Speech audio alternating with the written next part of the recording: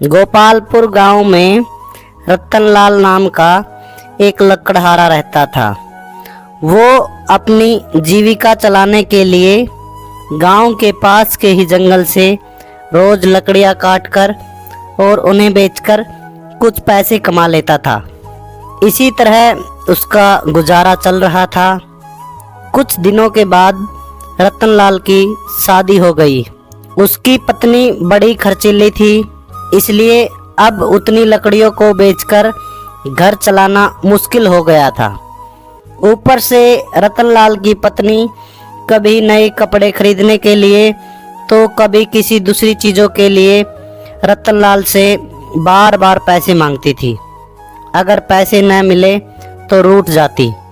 रतनलाल ने अपनी पत्नी से बहुत प्यार करता था, इसलिए उसकी नाराज़गी वो बर्दाश्त नहीं कर पाता था।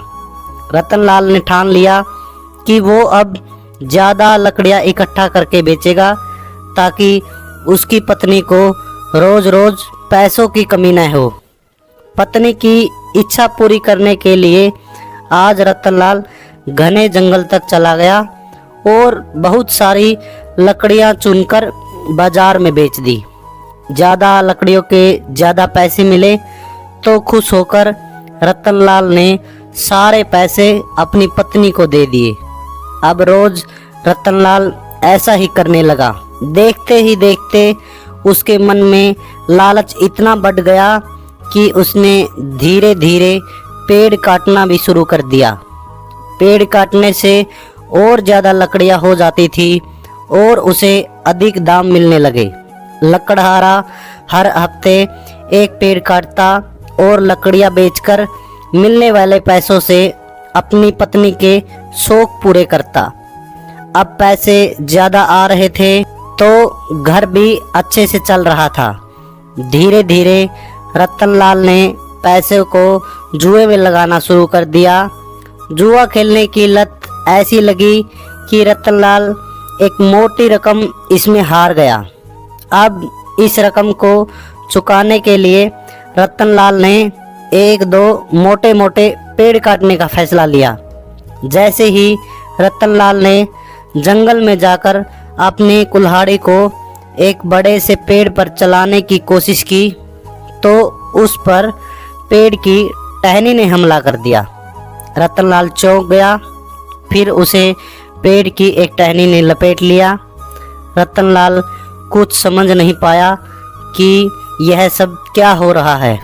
तभी पेड़ से आवाज़ आई, मूर्ख, तू अपने लालच के चक्कर में मुझे काट रहा है। तू सारे पैसे जुए में लुटा देता है और फिर पैसे लौटाने के लिए पेड़ काटने आ जाता है। तुझे पता है कि पेड़ कितने कीमती होते हैं।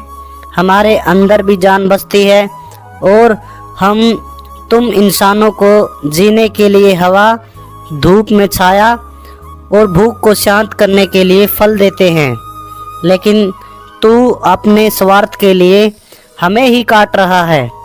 पेड़ ने कहा, आज तू रुक, यही कुल्हाड़ी मैं अब तेरे ऊपर चलाऊंगी। पेड़ की टहनी कुल्हाड़ी से रतनलाल पर वार करने ही वाली थी कि वह गिड़गिड़ाने लगा। उसने माफ़ी मांगते हुए कहा, मुझसे गलती हुई है, लेकिन मुझे सुधरने का एक मौका दो। अगर आप मुझे मार दोगे तो मेरी पत्नी का क्या होगा? वो अकेली पड़ जाएगी।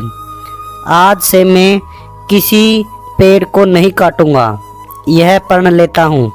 यह सुनकर पेड़ को रतनलाल के ऊपर दया आ गई। उसने रतनलाल को छोड़ दिया। छूटते ही रतनलाल भागकर अपने घर गया और पैसों के लालच में न आने का संकल्प ले लिया। दोस्तों, आपको यह वीडियो कैसी लगी हमें कमेंट करके ज़रूर बताएं और ऐसी ही हिंदी कहानियों के लिए हमारे चैनल को ज़रूर सब्सक्राइब करें। धन्यवाद।